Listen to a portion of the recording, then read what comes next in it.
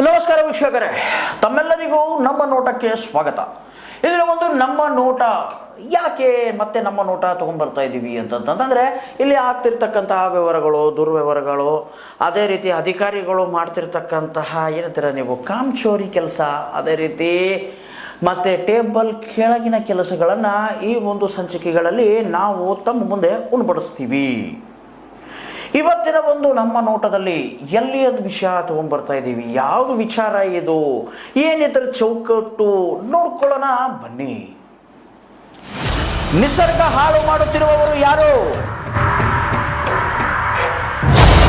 M and ಹೆಸರಿನಲ್ಲಿ ನೂರಾರು ಎಕರೆ ಗುಡ್ಡ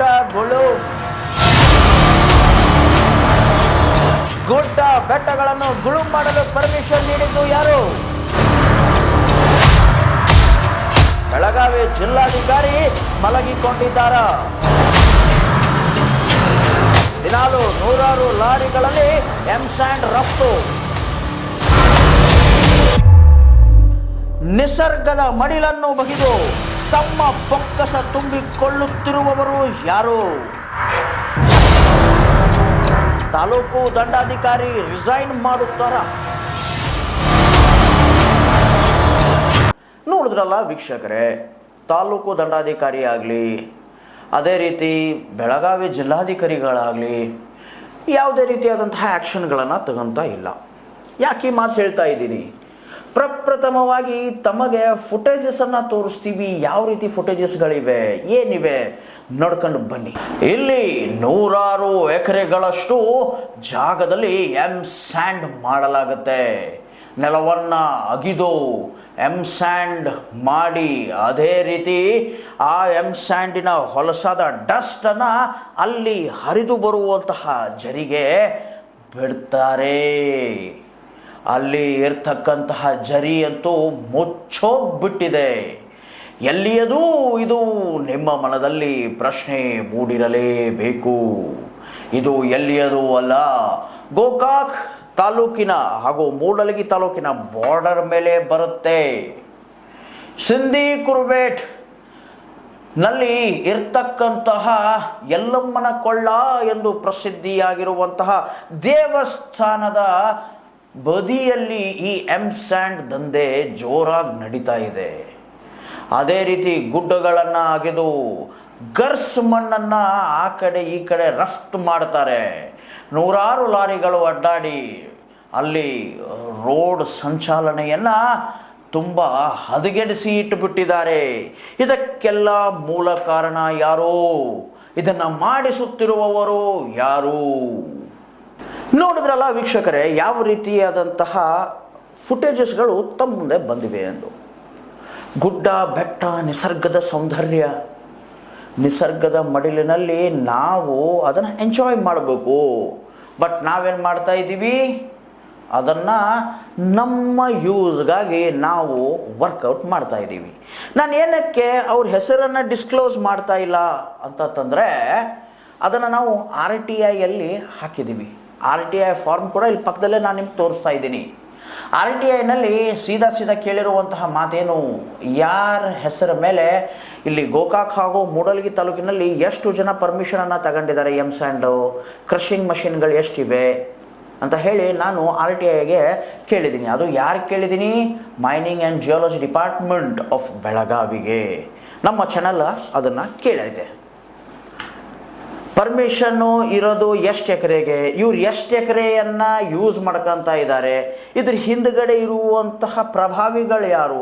ರಾಜಾರೋಷವಾಗಿ ನೂರಾರು ಟ್ರಕ್ಗಳು, ನೂರಾರು ಲಾರಿಗಳು, ನೂರಾರು ಟಿಪ್ಪರ್ಗಳು ಅಡ್ಡಾಡ್ತಾನೆ ಇರುತ್ತೆ. ಉಸುಕನ್ನು ತಗೊಂಡು ಹೋಗ್ತಾನೆ ಇರುತ್ತೆ, ರಫ್ತು ಮಾಡ್ತಾ ಇರುತ್ತೆ, ಗರ್ಸನ್ನು ಕಡ್ದಾಕ್ತಾ ಇರ್ತಾರೆ, ಕಲ್ಲುಗಳನ್ನು ಪುಡಿ ಮಾಡಿ ಅದನ್ನು ಎಂ ಸ್ಯಾಂಡ್ ಅಂತ ಹೇಳಿ ಮತ್ತೆ ಹೋಗ್ತಾ ಇರ್ತಾರೆ. ನೂರಾರು ಡೈಲಿ ಏನಿಲ್ಲಪ್ಪ ಅಂತಂದ್ರೆ ಲಕ್ಷಾಂತರ ರೂಪಾಯಿ ಲಾಭ, ಲಕ್ಷ ಗಟ್ಟಲೆ ಇಲ್ಲಿ ಅಮೌಂಟ್ ಫ್ಲೋ ಆಗ್ತಾ ಇದೆ. ಇದಕ್ಕೆಲ್ಲ ಅಕೌಂಟಬಿಲಿಟಿ ಯಾರು? ಮತ್ತು ಅದೇ ರೀತಿ ಯಾವುದೇ ಒಂದು ಎಂ ಸ್ಯಾಂಡ್ ಪ್ಲ್ಯಾಂಟ್ ಇರಬೇಕಪ್ಪ ಅಂತಂದರೆ ಅದಕ್ಕೆ ಪ್ರಾಪರ್ ಆದಂತಹ ನಿಸರ್ಗಕ್ಕೆ ಏನೇ ಒಂದು ಹಾನಿ ಆಗಬಾರ್ದು, ಆಗಕೂಡ್ದು ಅಂತ ಇಂಪಾರ್ಟೆಂಟ್ ಮೇಜರ್ಸ್ಗಳನ್ನು ಪಾಲನೆ ಮಾಡಬೇಕಾಗತ್ತೆ. ಬಟ್ ಇಲ್ಲಿ ಅವೆಲ್ಲ ಪಾಲನೆ ಆಗ್ತಾ ಇವೆಯಾ? ಯಾಕೆ ಈ ಮಾತು ಕೇಳ್ತಾ ಇದ್ದೀನಿ ಅಂತಂತಂದರೆ, ಆ ಡಸ್ಟನ್ನು ತೊಳೆದಾದ ತಕ್ಷಣ ಅದೇನು ನೀರು ಹರ್ಕೊಂಡು ಬರುತ್ತಲ್ಲ, ಅದನ್ನು ಜರಿಗೆ ಬಿಟ್ಬಿಟ್ಟವ್ರೆ. ಸುಂದರವಾದಂತಹ ಜರಿ, ಯಲ್ಲಮ್ಮನ ಪಕ್ಕದಲ್ಲೇ, ಯಲ್ಲಮ್ಮನ ಕೊಳ್ಳ ಅಂತ ಹೆಸರು ಬಿದ್ದಿದೆ ಅದಕ್ಕೆ.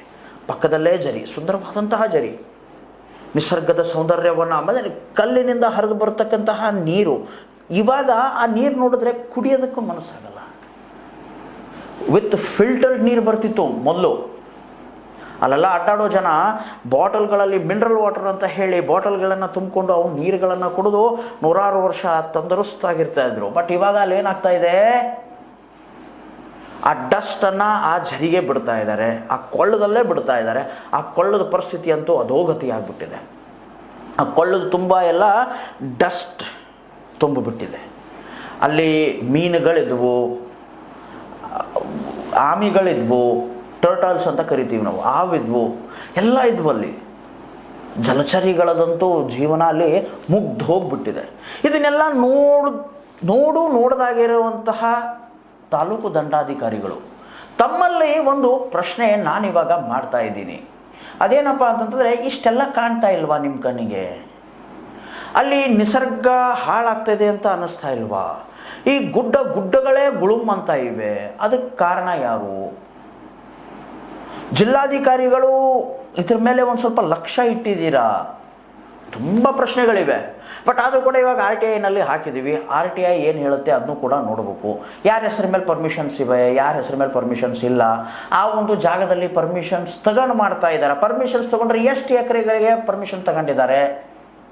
ಏನಕ್ಕಂತಂದರೆ ನೂರಾರು ಎಕರೆ ಗುಡ್ಡವನ್ನು ಗುಳುಮ್ ಮಾಡ್ತಾ ಇದ್ದಾರೆ ಅಲ್ಲಿ. ಹೌದಾ? ಅದೇ ರೀತಿ ನಿಸರ್ಗಕ್ಕೆ ಹಾನಿ ಕೂಡ ಒದಗಿಸ್ತಾ ಇದ್ದಾರೆ. ಹೌದಾ? ಗುಡ್ಡ ಬೆಟ್ಟಗಳು ಕಡ್ಕೊಂಡು ಬೀಳುವಂತಹ ಪರಿಸ್ಥಿತಿಗಳು ಬಂದಿವೆ. ಹೌದಾ? ಹಿಂದೆ ಜನಾರ್ದನ್ ರೆಡ್ಡಿ ಅವರು ಮೈನಿಂಗ್ ಮಾಡ್ತಾಯಿದ್ರು, ಉಕ್ಕು, ಐರನ್. ಇವಾಗಲೂ ಕೂಡ ನಡೀತಾ ಇದೆ. I am not denying that ಅಲ್ಲಿ ನಡೀತಾ ಇಲ್ಲ ಅಂಥೇಳಿ. ಬಟ್ ಅವಾಗ ಅವರು ಸ್ವಲ್ಪ ಇಲ್ಲಿಗಲ್ ಆಗಿ ಮಾಡ್ತಾಯಿದ್ರು. 1 ಎಕರೆ ಹೇಳೋದು, 100 ಎಕರೆಯನ್ನು ಮೈನಿಂಗ್ ಮಾಡೋದು. ಇಲ್ಲೂ ಕೂಡ ಅದೇ ರೀತಿ ಆಗ್ತಾ ಇದೆಯಾ? 1-2 ಎಕರೆ ಪರ್ಮಿಷನ್ ತೆಗೆಸಿ, 3 ಎಕರೆ ಪರ್ಮಿಷನ್ ತೆಗೆಸಿ 100 ಎಕರೆ ಗುಡ್ಡವನ್ನು ಪುಡಿ ಮಾಡಾಕ್ತಾ ಇದ್ದಾರಾ? 100 ಎಕರೆ ನಿಸರ್ಗವನ್ನು ಹಾಳು ಮಾಡ್ತಾ ಇದ್ದಾರಾ? ನೋಡೋಣ, ಕಾದು ನೋಡೋಣ. RTIಗಂತೂ ಹಾಕಿದ್ದೀವಿ, ಯಾರ ಹೆಸರ ಮೇಲೆ ಪರ್ಮಿಷನ್ ಐತೆ, ಎಷ್ಟು ಎಕರೆ ಐತೆ ಅಂತ ಹೇಳಿ. ಇದಕ್ಕೆ ಮೈನಿಂಗ್ ಡಿಪಾರ್ಟ್ಮೆಂಟ್ ಇದ್ದಿದ್ದು ಏನು ಉತ್ತರ ಕೊಡುತ್ತೆ RTIಗೆ ನೋಡ್ಕೊಳ್ಳೋನು.